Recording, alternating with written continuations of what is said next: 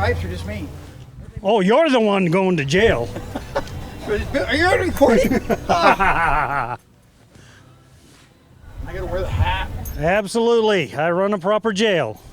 I got a big head. This doesn't fit very well. Fits well enough.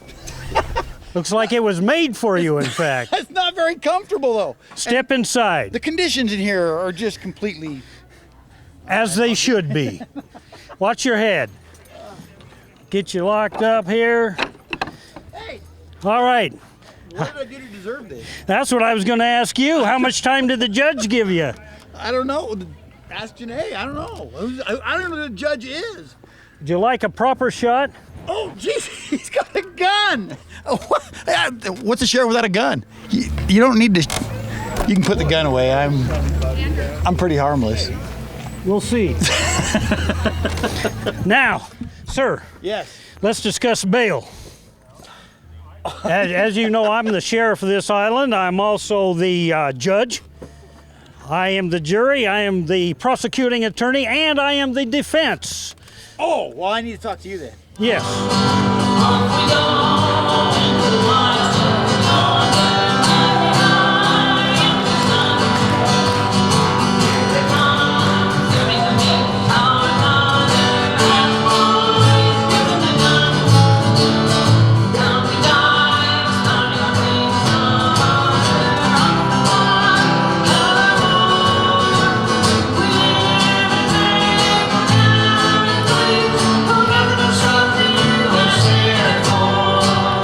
Can I get your name? Ken Willard. And Ken, what inspired you to start doing poetry? Because my mother writes it, I started taking her to poets' places and having to recite her poetry. Started writing my own. So you're the good-looking guy. Your mom was a writer, and you was the face out front that made it happen. Yeah, I was too good-looking to ever get involved in stuff like that. Finally did it at an older age. And it worked. Huh? Yeah. Alrighty, well, I'll give you the microphone, and then I'll let you recite a poem for me, if you would. We'll do it. This poem is called The Little Pit-Hissing Snake. An old cowpoke went riding out one dark and stormy day when a thundercloud he did spot moving fast his way. Upon his pony and away he did ride, hell-bent for leather, to find somewhere to hide away from that God-forsaken weather. Then a cave he did spy and reined his pony in. Inside where's nice and dry for both his pony and him. He just settled down and swigged a slug of gin when a loud hissing sound scared the hell right out of him. And the story is told by that old cowpoke, makes a man's blood run cold and puts a lump in his throat. He went to investigate to see what he could make of it and realized too late he was smack dab in the middle of a snake pit. And the little snake in that pit, about 6 inches long, would hiss as he slithered along. Right there in the pit, he'd stop and hiss. Then he'd slither along, and again he'd stop and hiss in the pit. And for heaven's sake, there was yet another, a bigger snake, who was a little snake's mother. And the mother snake asks the little snake, "Why are you hissing in this pit, you mean little snake? I told you to go outside that pit to hiss when you had to hiss." And the little snake explained, "I did go outside the pit to hiss where I was hissing, but it commenced to rain, so I had to come back in the pit to hiss."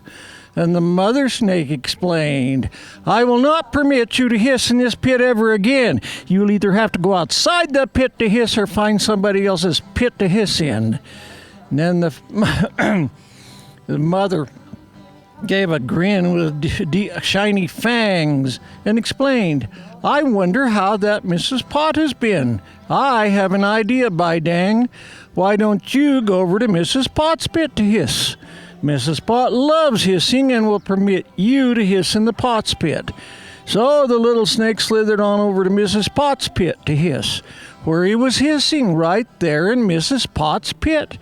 And Mrs. Pot was a cranky old snake who did not approve of pit hissing or hissing in the pit. "You'll just have to go back to your own pit to hiss," yelled an angry Mrs. Pot. "I will not permit you to hiss in this here pit, us pots of God." So the little snake slithered on back to his own pit to hiss, which brought his mother out in a miff, asking, Why are you back in this pit hissing? I thought I told you to go over to Mrs. Pot's pit to hiss and do your hissing. But Mrs. Pot hates and forbids the act of hissing in the pot's pit, said the little snake, and prohibits the use of it. Well, isn't that just like that, Mrs. Pot, said the mother with contempt and chagrin. I can remember when that uppity Mrs. Pot didn't have a pit to hiss in. I got to ask you a question. How do you go through that and not say what everybody's waiting for you to say? I haven't yet, and I think that's why they are waiting, why they're listening to it. They want me to. That's what I was thinking. He's going to say it, and we're going to be able to put it on TV. Yeah. And then everybody really would laugh at me. Yeah. Well, hey, thank you so much. Thank you. Okay, I've never gotten on a wagon. Is there a proper way to do this, or what? Put your right foot on the hub, and bring your left foot up on top of the wheel. Oh, look at that. There you Look at that. Now you're here. Just like I've been doing it forever. Can I get your name? Paul Bliss. Paul, and I just got done talking to your wife and said you guys have been doing this for 20 years. Yes, at least. And what is it that appeals to you about doing this? Well, it's a way of life for us, but we want people to be able to experience this. And where can you go to do that? Antelope Island. Absolutely. And we try and make it inexpensive so that people can come and do for a good cause and raise money for cancer research. So for $5, they can see you later.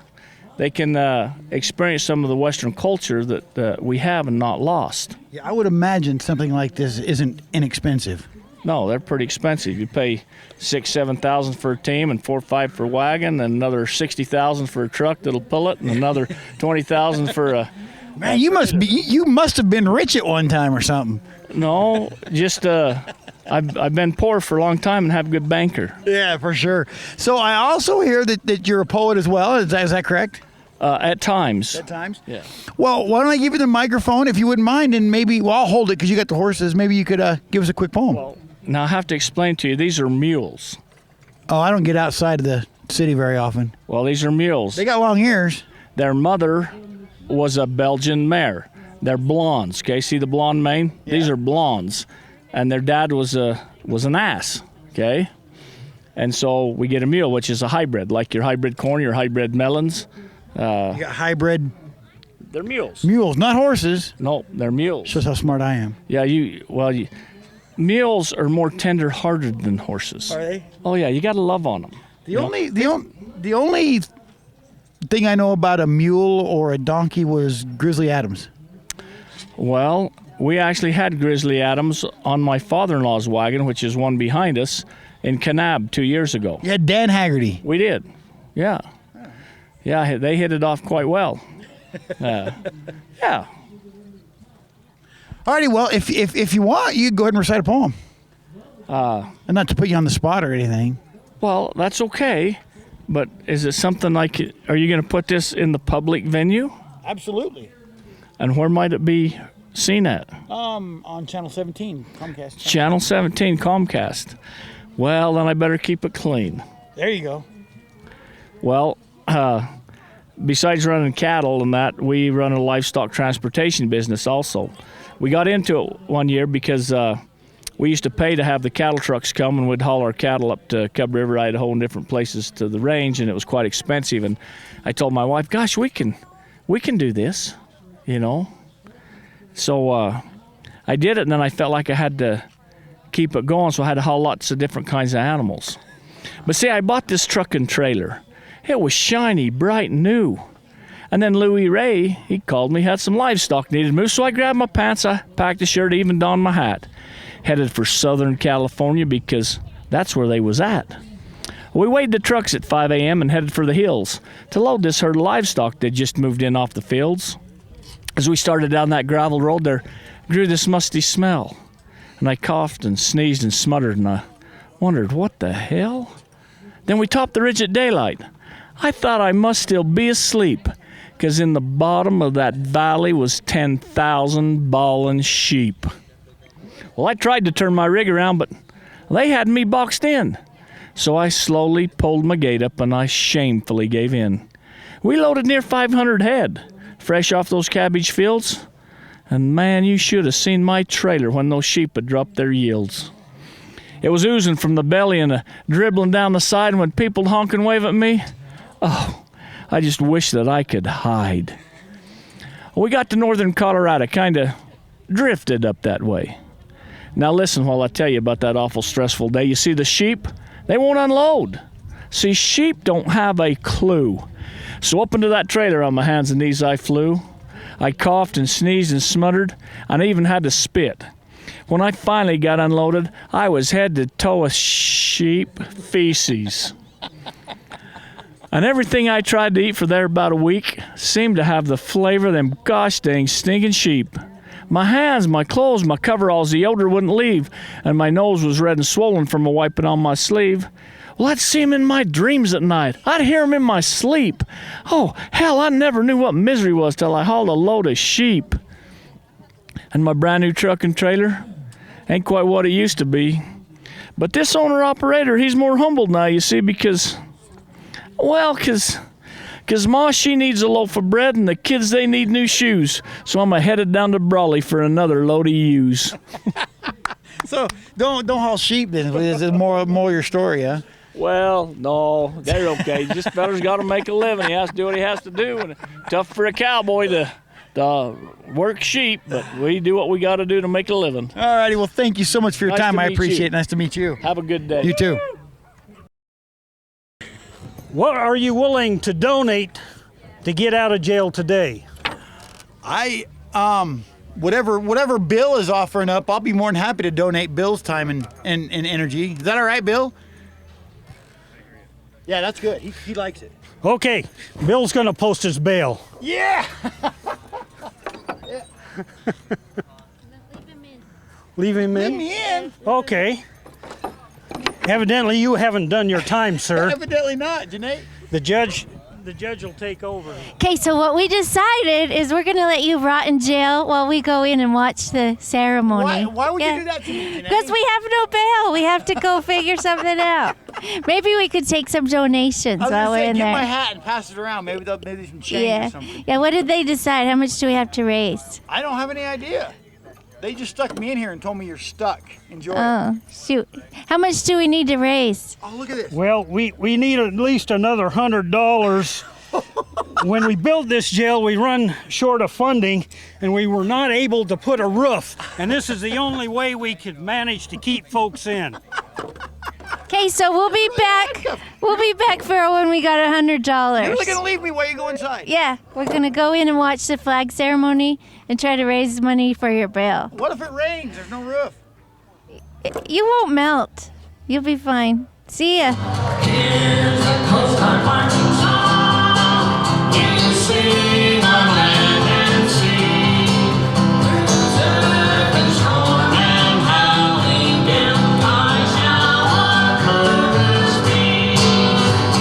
Send promises of God, our fame, our glory too. To fight, to live, or fight to die, our Coast Guard, we are for you. So we've had a lot of fun here today at Antelope Island. Well, you might have. You're not in jail. Did you raise any money to get me out of here? We tried. No one would give us a dime. No, we passed your hat around. No one gave us a dime. Not a thing.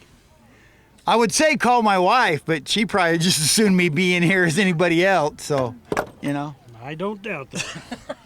So it's been fun. Thanks. See you later. On guard every station, protectors of our nation, the real armed forces of America, America today. Hooray!